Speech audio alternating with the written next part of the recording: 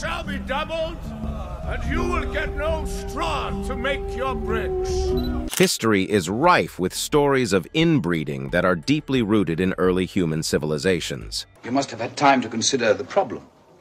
I think it is best to continue the triumvirate. This practice was especially prevalent in the royal families. Born out of a desire to keep the bloodline pure and unadulterated, this practice has gradually woven itself into the fabrics of human history. Join us today as we attempt to unravel the origin of this practice and how it has helped shape the development of our society. This is the history of inbreeding, its ramifications, and how it shaped the course of history. To murder my father, our king, in a most despicable and cowardly manner. Keeping it in the family. The complicated history of inbreeding. A good place to start this video is to take you down the history of inbreeding in the development of human society. If your curiosity is as piqued as ours, pay attention as we take a deep dive into the evolution of human civilization and its interconnection with inter-siblings relationships and marriages. What form of relationship can be considered inbreeding? When did such a bizarre practice start? And how did it become such a normalcy in ancient times? We know it's a lot to unpack. The Greeks of early times considered those who suffered from it to be favored by the gods. So we'll make it easy for you by starting from the very explanation of what inbreeding is. Are you ready? Let's dive in. By definition, inbreeding is considered as the mating of individuals or organisms closely related through common ancestry. Now, why didn't you tell me? I said I was prepared. You wouldn't believe me. I didn't want to be rude, but I really must insist. I would have believed you. We know you may be quick to say, according to this definition, every human is a product of inbreeding. After all, where else would the first desirable mate have come from but the very blood relation of the first man?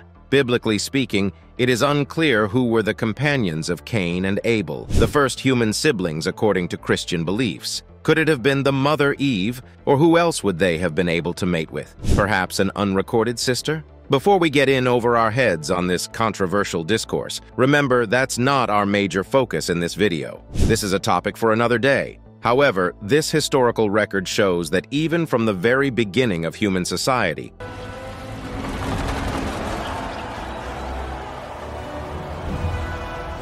inbreeding has been a crucial part of our growth and development. From the very start of our civilization, humans have been interbreeding. Marriages between siblings, distant relations, and even parent and child are not an uncommon feature of human history. As a matter of fact, inbreeding may even be more interwoven into the very fabrics of our existence than you realize. But how did this practice become so common? Well, you should understand that at the genesis of human evolution, we were not as plenty as we are today.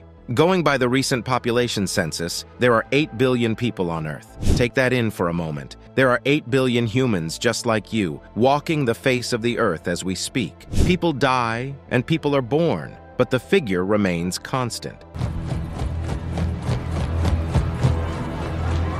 So in this age, there's really no reason for you to need to marry someone related to you. However, back in the early days of our evolution, our ancestors lived in small, isolated populations. So, inbreeding was not just a pleasure, but a necessity in order to ensure the survival of the bloodline. Imagine an ancient human community filled with just a few thousand individuals. How else would they proliferate and expand their territory except by mating with the members of their own families? These families also prefer to be inbred, so as to maintain the continuity of some desired traits in the offsprings that are born into the families. What other way would be effective in keeping the purity of your bloodline than by keeping it in the family? According to a study made in 2010, 1.2 million years ago, there were only about 18,500 humans spread across the Earth. Therefore, it was essential that the local communities remained inbred if they didn't want to be wiped out from the face of the Earth.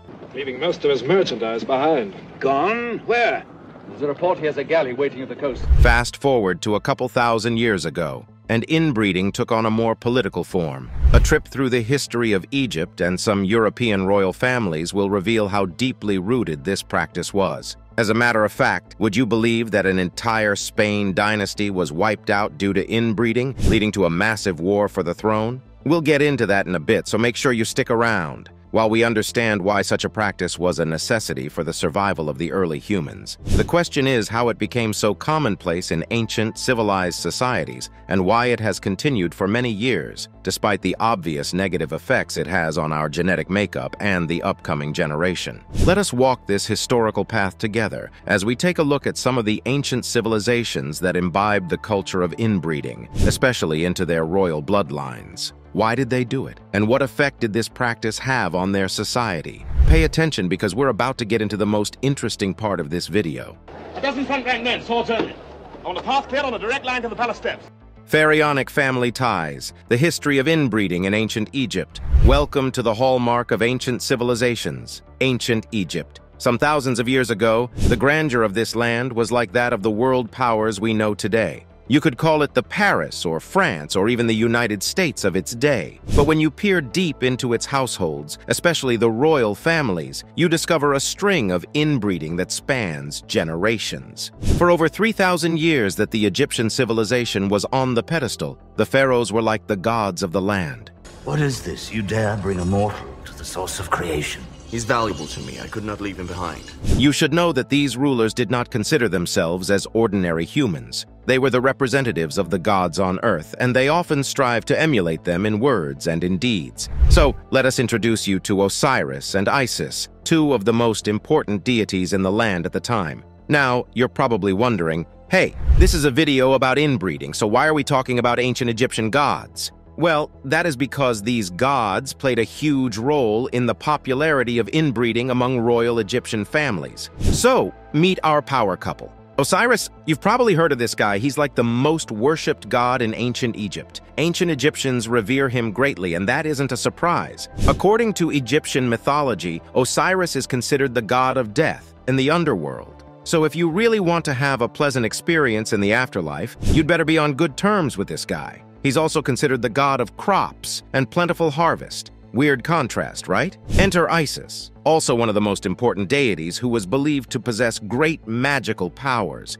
Her worship is only rivaled by that of her husband. But here's the catch. Isis isn't just Osiris's wife, but also her sister. If the most famous couple in all of ancient Egypt were siblings, what else would you expect from the rest of the society? Egyptian pharaohs often took their own sisters and brothers as wives and husbands, a pattern modeled after this power couple. They believed that by engaging in incestuous marriages, they were following in the footsteps of the gods, embodying their power and observing the purest form of love. Strange things happened in ancient Egypt, right? But that's not all. The practice of inbreeding was not restricted to the royal families of Egypt. Even normal, everyday people married their siblings in ancient Egypt. Fathers married their daughters, cousins married each other, brothers married sisters, and all of that. It was a whole lot of chaos that resulted in many deformities and abnormalities as the bloodlines progressed. Although we can't really get into the details of every single Egyptian family that was blood-related. That video will definitely be way too long. However, let us study the lives of some of these sibling couples as we attempt to get a broader understanding of their lifestyles and practices. Akhenaten and Nefertiti.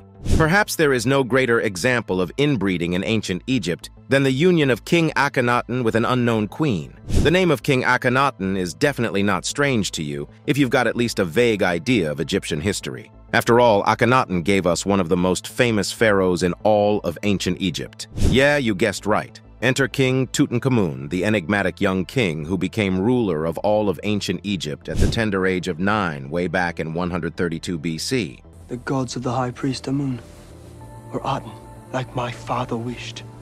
You're treading a dangerous path. So many things have been said about this king since his tomb was discovered in 1922. His mummified remains provide us with the opportunity to trace his bloodline, and you should see the shock in the face of scientists when they discovered that King Tut was born from an incestuous marriage. No wonder he had club feet and a myriad of health problems that were common among inbred families. The life of King Tut was as tumultuous and mysterious as his death. For many years, the circumstances surrounding his death have been a mystery to scientists. However, DNA studies and CT scans of his remains revealed that Tut had suffered from many ailments. These ranged from malaria to a generic bone disease to a cleft palate. All these were results of the fact that he had come from an inbred family. Even though historical accounts of ancient Egypt often depict the boy king as a strong, dazzling young ruler, this wasn't the case. According to scientific findings, he was probably crippled and had to walk with a cane. But why was the young, innocent king plagued by so many deformities and diseases? Well, scientifically, inbreeding carries a huge risk of transmitting serious health complications across generations. Millet and wine, enough to feed his people until the rains come again. To put it simply, some genes responsible for some genetic diseases are usually dominant in some families. But when they start interbreeding and making babies among themselves, these genes can become dominant over time, manifesting in future generations as serious health complications that significantly alter the lives of these inbred children. King Tut is a typical example of this, and his life story provides us an opportunity to explore the practices that were commonplace in ancient Egypt. So, who is this mystery woman who gave birth to one of the most enigmatic figures in ancient Egypt? To be very honest, we still haven't figured that out. However, what we do know is that King Akhenaten and Nefertiti were probably sisters, although some historical records seem to state otherwise. Anyways, their marriage was all sweet and romantic, except for one tiny detail. Nefertiti didn't have a son. Now, if you understand ancient Egyptian royalty, you must know how important it was to have a son as an Egyptian ruler. So what did Akhenaten do? Well, he did exactly what any Egyptian pharaoh would do. Akhenaten looked into his family and selected one of his sisters. Maybe not his full sister, or maybe it was. We do not know. But the union between the two siblings gave Akhenaten his first son, who ascended the throne after his demise just 9 years later. But that's not the end of this complicated web of inbreeding. When it was time for King Tut to take a wife for himself, he also looked inward by marrying his half-sister, Ankhesenamun. Now, this was the daughter of Nefertiti, King Akhenaten's primary wife. So that makes King Tut's stepmother also his mother-in-law. This should paint a picture of how deeply ingrained this practice of inbreeding was in ancient Egypt. But King Tut wasn't the only one who was born out of a sibling's marriage. The next couple we are about to look into might shock you a bit. Of this city once again bask in the glory of their kingdom. Unraveling the enigma of the Tmy Dynasty inbred history. Let us introduce you to one of the most powerful dynasties in ancient Egypt. Back in 305 BC, the responsibility of the rulership of this ancient civilization fell into the hands of a Macedonian Greek family known as the Tmy Dynasty. They ruled the Ptolemaic kingdom during a period known as the Hellenistic period. His Divine Majesty, my Lord Ptolemy, Lord of the upper regions and of the lower regions. For about 275 years, the reigns of this great kingdom were in the hands of these men and women whose inbreeding practices ran deep. But how did a Greek family become the ruling class of ancient Egypt? To find the answer to this question, follow us back in time to 323 BC. This was the year Alexander the Great died. During his lifetime, he was the conqueror and ruler of Egypt. But after he died, the responsibility of handling the administration of Egypt rested on the shoulders of one of Alexander's most trusted generals, who might also possibly be his half-brother. To murder my father, our king, in a most despicable and cowardly manner. We're not really sure about this one. His name was Ptolemy, and as you might have guessed, he was the head of the Ptolemaic dynasty. In 305 BC, Ptolemy declared himself as Pharaoh Ptolemy I, even though he wasn't born an Egyptian. Left with no choice but to obey, the Egyptians accepted him as their ruler, and his dynasty as the producer of the successors to the throne. As this dynasty grew, the practice of inbreeding became a common feature, including sibling marriage. Perhaps the most famous member of this family would be Cleopatra VII, known to be the most influential and most powerful queen to ever rule in ancient Egypt. Cleopatra was also a product of an incestuous marriage. As was customary at the time, all the ruling kings were named Ptolemy, and their queens Cleopatra. So in case you thought this Cleopatra was the only Cleopatra, you're very, very wrong. Cleopatra VII was a product of a marriage between King Ptolemy XI, or Ptolemy Auletes, and his sister Cleopatra V. You shouldn't really be surprised that she went on to marry two of her own brothers, ruled alongside her 10-year-old brother Ptolemy XIII, before finally overthrowing him after winning a civil war. Back in these ancient times, marriage between siblings was considered the holiest form of love. It made them feel like the true embodiment of the gods that they were, and was considered an effective means of ensuring the continuity of the bloodline. But inbreeding was not only confined to the ruling houses of Egypt. A trip through the streets of ancient Egypt would reveal to you the extent to which inbreeding was celebrated among the ordinary families of Egypt. These ordinary people often resort to marrying from their own kin due to the unavailability of eligible spouses, as well as a means of preserving some desired traits within the bloodline. After all, when Octavian had them struck off, it was to commemorate Caesar's deification. European family ties. The history of inbreeding among European royal families. Ancient Egyptian royals haven't been around for a while. But you know which royal bloodline still exists even after many thousands of years? That's right, the European monarchy. From Spain to England, the monarchy system features a long history of incestuous relationships and inbreeding that has played a huge role in the continuity of the royal bloodline. The history you are about to delve in is stranger than fiction, so make sure you pay attention so you don't miss anything.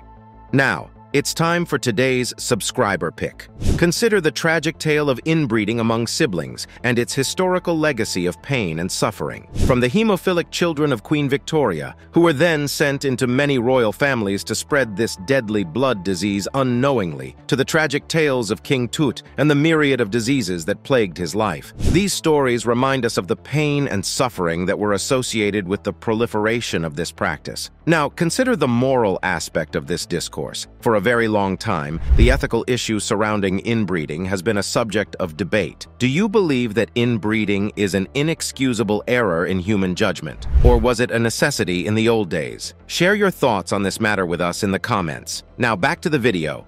The fascinating history of the House of Habsburg. Long jaw? Check. Protruding lips? Check. High infant mortality rate? Check. Must be Habsburg descendant by all indications. Feast your eyes on these distinctive features, a product of the deeply rooted culture of the House of Habsburg, a Spanish royal family who are known to be one of the most powerful dynasties of medieval and Renaissance Europe. These families reigned over the affairs of many European territories for centuries, but at the end of the day, inbreeding took them out of the picture. This dynasty was like human lab rats, through which nature conducted the grueling experiments of inbreeding in order to show the world the intergenerational effects of inbreeding on humans. From 1516 AD to 1700 AD, it has been estimated that over 80% of the marriages within the Habsburg dynasty were between close relatives, or consanguineous. But it all ended with Charles II. From King Philip I to Charles II, many of the children born from these inbred relationships had serious health complications that plagued them all their lives.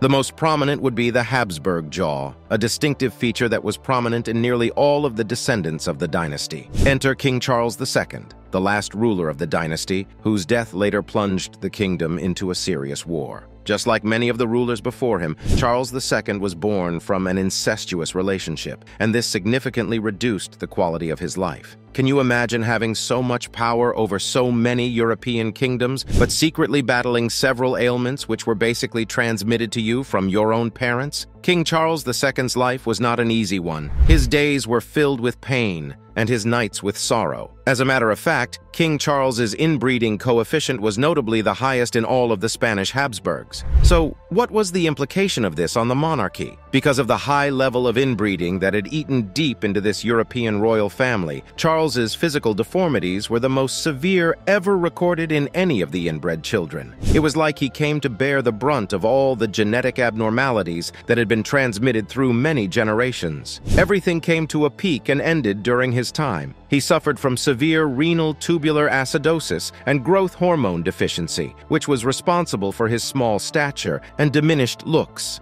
Now, you should understand that these diseases were quite rare at the time and could have only resulted from the continued practice of inbreeding. At the end of the day, the physical and mental abnormalities culminated in Charles's inability to father an heir. Following his death in 1700 at the age of 39, an end came to the rulership of the Habsburg dynasty, and the entire kingdom was thrown into war, as several people fought to lay claim on the much-coveted throne. Even though the practice of inbreeding was aimed at ensuring that the royal bloodline stayed pure, the practice eventually led to the end of the dynasty. Finally, the experiment was over, and nature had the answer it needed.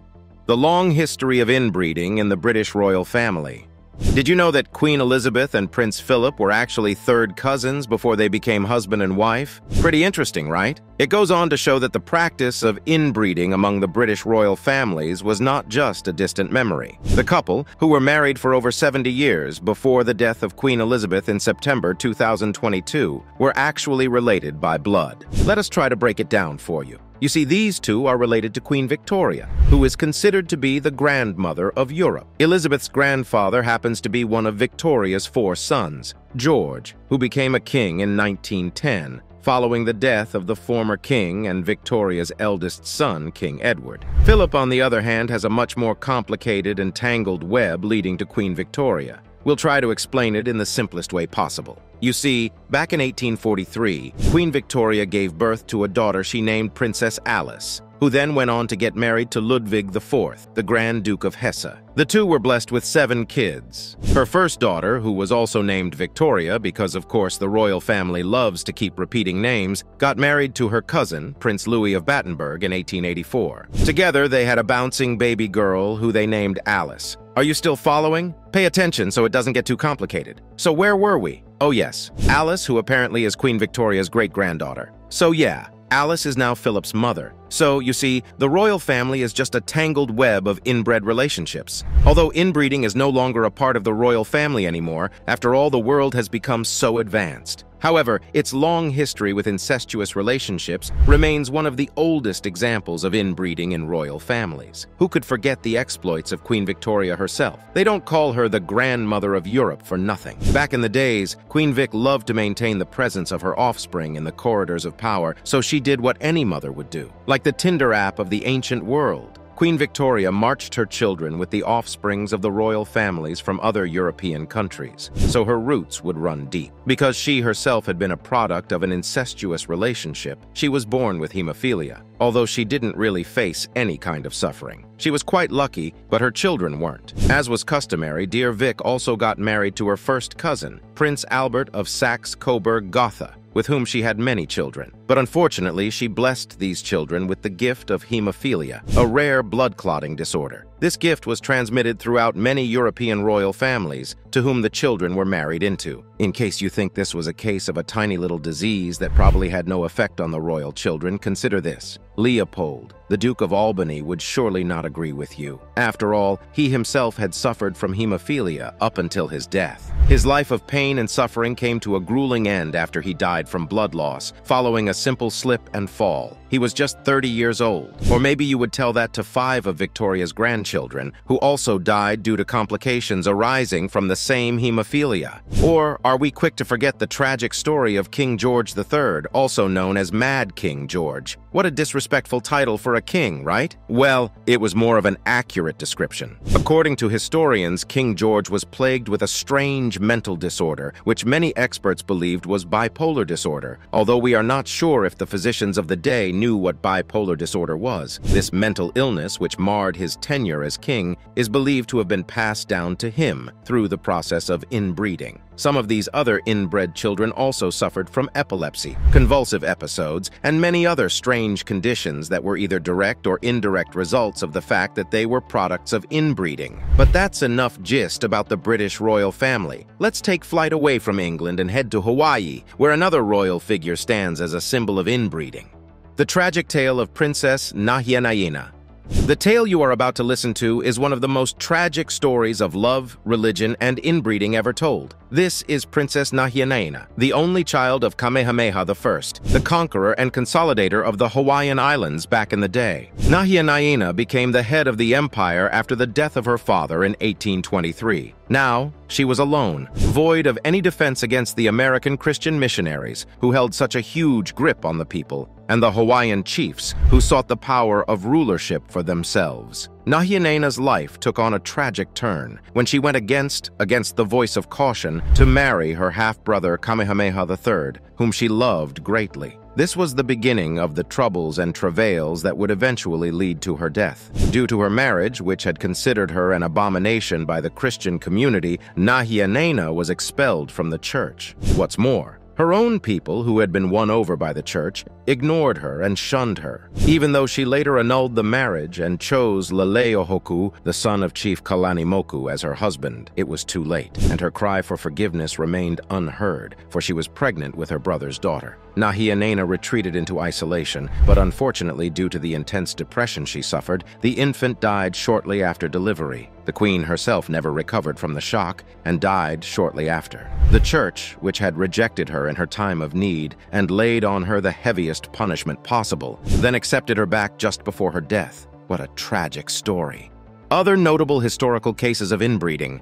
It would be unfair to end this video without paying homage to Ferdinand I of Austria. This enigmatic figure was the Emperor of Austria from March 1835 till December 1848, when he abdicated the throne. Why? Because this emperor was far from healthy. As a matter of fact, Ferdinand suffered from so many health complications that he spent more time nursing his health than he spent attending to matters of the kingdom. Throughout his lifetime, Ferdinand was plagued with epilepsy. It was so terrible that he was recorded as having up to 20 seizures per day. Even though he was pretty smart and would have made such a wise king, his health issues made his reign absolutely terrible. The emperor suffered from a condition known as hydrocephalus, which was responsible for his epilepsy and speech impediment. This rare disease is said to be a result of his inbred origin, considering the fact that his parents, Francis II, Holy Roman Emperor, and Maria Theresa of Naples and Sicily, were actually double first cousins. Then there's the story of Alexei Nikolaevich, the son of the Russian Emperor Nicholas II and one of Queen Victoria's granddaughters, Empress Alexandra Fyodorovna.